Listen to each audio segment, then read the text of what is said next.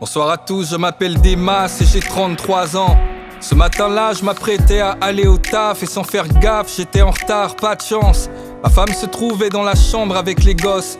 C'était l'heure de l'école, elle rangeait leurs peignes et leurs brosses, inébranlable avec mon air de catcheur. Spirituellement, je parais plus fort que ma femme, car sur ma vie, j'ai un appel de pasteur.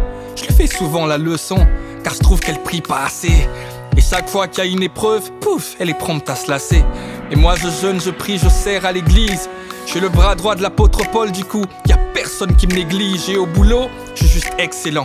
Mon salaire est étincelant, t'as le compte en découvert, le mien est trop souvent en excédent.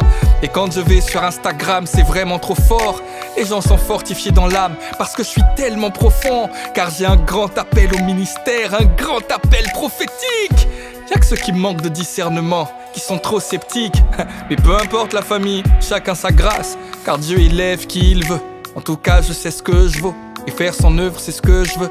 J'ai un appel des nations, je dois voyager dans le monde entier et faire toutes sortes de bonnes actions.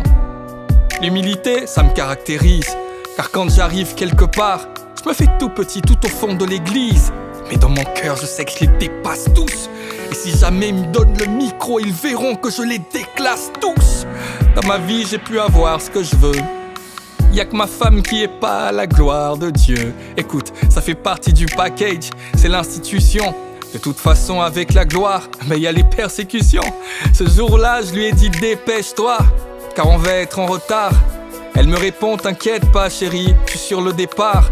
Je fais dans la douche pour ajuster une dernière fois mes contours. Et puis j'appelle ma fille aînée pour qu'elle me parle de son cours.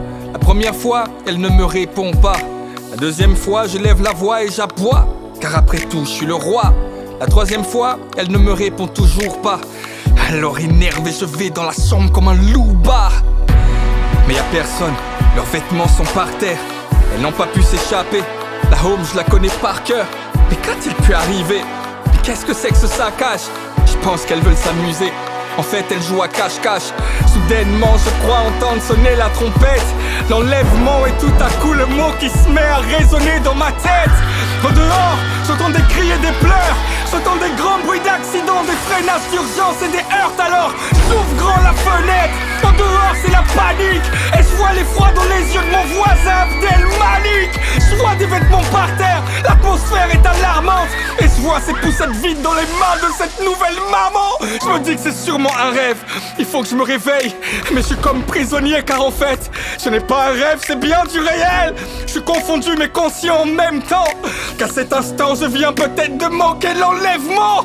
Et puis c'est vrai, je comprends pas pourquoi ma femme a été enlevée. C'était moi le futur pasteur. J'ai prêché même en anglais. J'ai même évangélisé dans les centres-villes et les métros. J'ai délivré comme Moïse. J'ai conseillé comme Jétro. Quand l'heure de prier sonnait, c'était ma femme qui restait couchée. Moi je devançais l'aurore et je priais 3 heures sans me doucher. J'ai confondu en tout point. J'ai vraiment l'air d'un crétin. C'est quoi, je vais vérifier ça. Je vais appeler des amis chrétiens.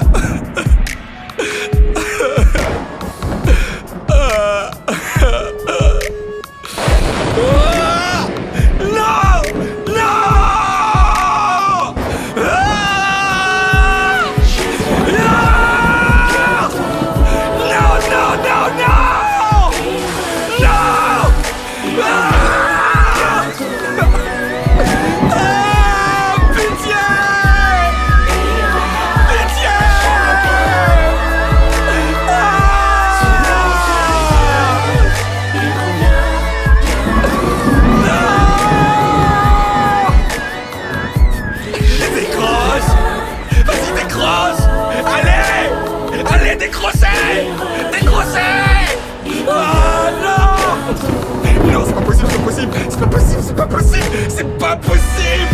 C'est pas possible!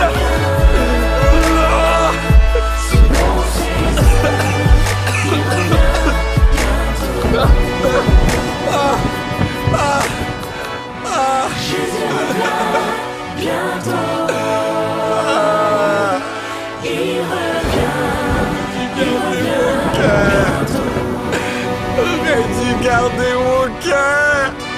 J'aurais dû garder mon cœur!